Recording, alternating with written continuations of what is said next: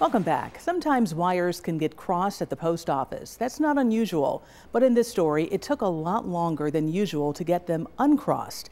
And it happened in, of all places, a place known as the Crossroads of Western New York. Channel 2's Dave McKinley has more in this Two on Your Side original report.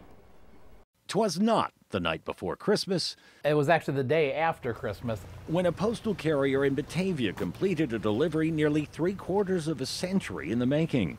Among the items deposited in the mailbox that day at the home of Dan and Kate Dickens was a postcard to which Dan initially gave barely a glance. you know, typically we get a lot of junk mail and all that stuff. I'd thrown it on my desk like I normally do, and I came back and I picked it up and I started looking at it, and it had some faint writing on it, and I noticed the name on there was not one of the names I had recognized before as being a previous resident or owner of the house. The postcard depicting the Nevada state capitol in Carson City is addressed to Mrs. K.H. McClintock.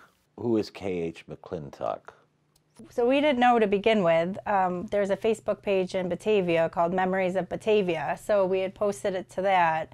And somebody found out that Catherine McClintock used to live in this house in the early 1900s.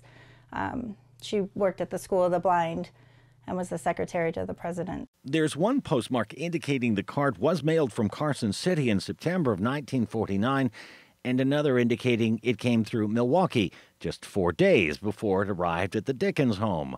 Why it took more than 74 years to get here is another part of a great mystery. Well, the sleuths that are online thought that it could have got caught underneath something or behind something.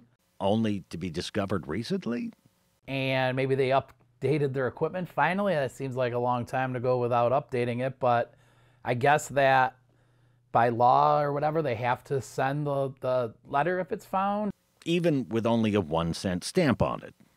We actually have no idea just what other people's theories are as to why it was so late in getting delivered. The online sleuths also learned that Catherine McClintock, to whom the card was sent by someone who only signed their initials, was married just briefly, never had children, and died in 1967 at the ripe old age of 93. So the obituary had 2 nieces, one in Rochester, one in New York City, but no names listed. As pleased as they are to be the stewards of this, they'd like their custody to be temporary. What they really hope by sharing their story is that they can deliver it to someone to whom it might have more significant meaning. I would love it. We would send it to them. Yeah, I guess we'd have some closure with it and make sure we get it to the the family. rightful heir to the postcard. You might have to attach postage. Yeah, I think We'd we probably can cover put it that. in an envelope.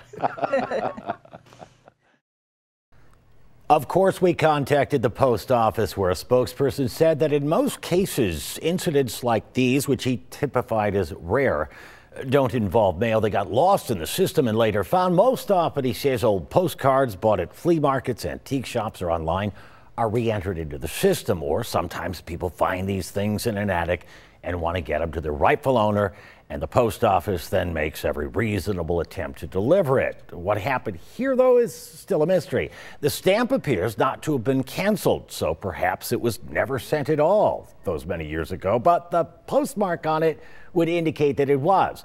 Bottom line, Claudine, these folks might have better odds at hearing from a relative of old Miss McClintock there than they will ever have of finding out exactly what happened here. Only you would find something like this. I love it. Wow, what a story. 74 years. 74 years in the making. Wow. And they delivered it with a 1-cent stamp. That may be more amazing. You're right about that. Right. Dave, thank you for that story.